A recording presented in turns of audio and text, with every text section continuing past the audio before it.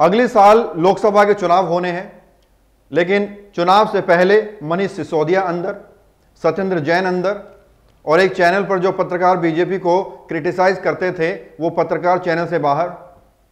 राहुल गांधी की सांसदी खत्म हो गई।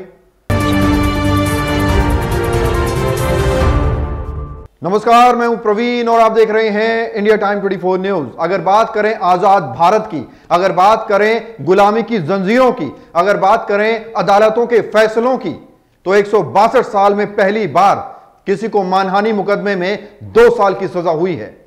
आईपीसी के इतिहास में एक भी मुकदमा, एक भी केस ऐसा नहीं है जिसमें मानहानि मुकदमे में किसी को 2 साल की सजा हुई हो, लेकिन अब हुई है।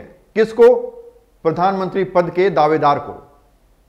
एनबीटी के एक पत्रकार का यह ट्वीट देखिए, जिसमें लिखा है, आईपीसी की जिस धारा 504 में राहुल को 2 साल की सजा हुई, उस धारा में आज तक किसी को भी इतनी सजा नहीं हुई। कुछ वकील दोस्तों ने पूरा इतिहास छाना और उनका कहना है कि पिछले 162 सालों में जब से आईपीसी बनी है, किसी को भी मैक्सिमम सजा नहीं हुई। यह मेजर ऑफेंस नहीं है, बल्कि पिटी ऑफेंस में आता है। अब जरा सोचिए, अगले साल प्रधानमंत्री पद के चुनाव हैं और चुनाव से कुछ महीने पहले राहुल गांधी की सदस्यता खत्म हो गई। इतना ही नहीं, कांग्रेस के कार्यालय पर बुलडोजर भी चला है, वो भी आपको दिखाऊंगा। लेकिन इससे पहले आपको बता दें, प्रशांत भूषण को ऐसे ही मामले में 1 रुपए का फाइन लेकर छोड़ दिया गया था। उन्होंने भी माफी मांगने से इनकार कर दिया था।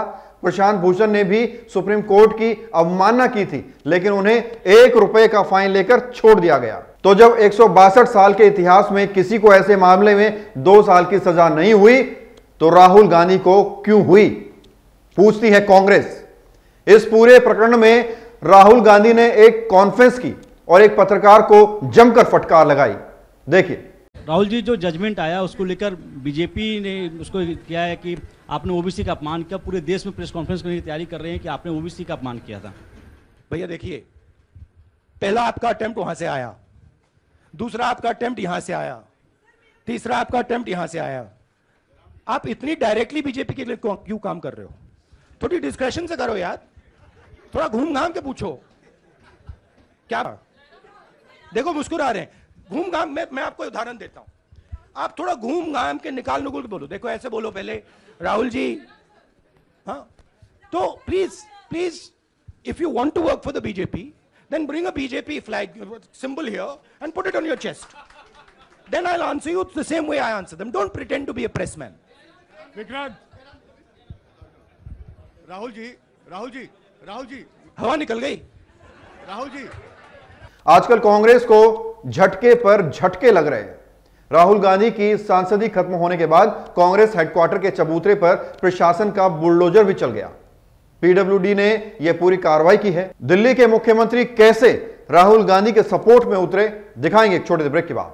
लालवानी साड़ीज एंड ज्वेलर्स, सोने की सुंदरता और चांदी की चमक के साथ प्योरिटी का पूरा भरोसा। सूट, साड़ी, लहंगा, गाउन्स व हैंडमेड कॉस्ट्यूम्स का भव्य शोरूम। तिलक नगर मेट्रो स्टेशन के पास एक छत के नीचे कॉस्ट्यूम्स एंड ज्वेलरी का शानदार collection. Full collection of hallmark gold, diamond, silver jewellery, wedding sari and lehenga, choli. अधिक जानकारी के लिए कांटेक्ट करें Lalwani Sarees and jewellers 9810001437, shop number 2, new market, opposite Tilak Nagar metro station, नई दिल्ली 10018। ब्रेक के बाद आपका स्वागत है। अब जरा देखिए, दिल्ली के मुख्यमंत्री अरविंद केजरीवाल कैसे राहुल गांधी के समर्थन में उतरते हुए बीजेपी पर निशाना साध रहे हैं। अभी थोड़ी देर पहले खबर आई कि राहुल गांधी जी को लोकसभा की सदस्यता से बर्खास्त कर दिया गया है। जिस तरह से उन्हें उस मानहानि केस में फंसाया गया, मैक्सिमम सज़ा दी गई और 24 घंटे के अंदर उनकी लोकसभा की सदस्यता बर्खास्त कर दी गई, ये हमारे देश के लिए बहुत चिंता का विषय है। हम जुडिशरी का सम्मान करते हैं, लेकिन जो जजमेंट आया हम उसका समर्थन नहीं करते।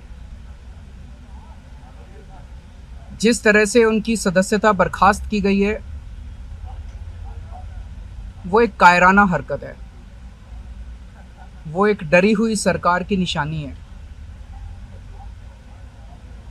लेकिन देश के लिए पूरा आजकल देश के अंदर जो चल रहा है वो देश के लिए बहुत खतरनाक है। पूरे देश से ये एक ऐसा माहौल बनाना चाहते हैं कि देश में बस एक ही पार्टी बचे, वन नेशन वन पार्टी, और सारी पार्टियों को ख़त्म कर दिया जाए। ये एक ऐसा माहौल बनाना चाहते हैं कि एक ही नेता बचे, वन नेशन वन लीडर, बाकी सारे लीडर्स को ख़त्म कर दिया जाए। इसी को तो तानाशाही कहते हैं, इसी को तो डिक्टेटरशिप कहते हैं। पूरा देश ये देख रहा है। मैं देशवासियों से अपील करना चाहता हूं कि ये भारत हम सबका है, ये भारत 130 करोड़ लोगों का है।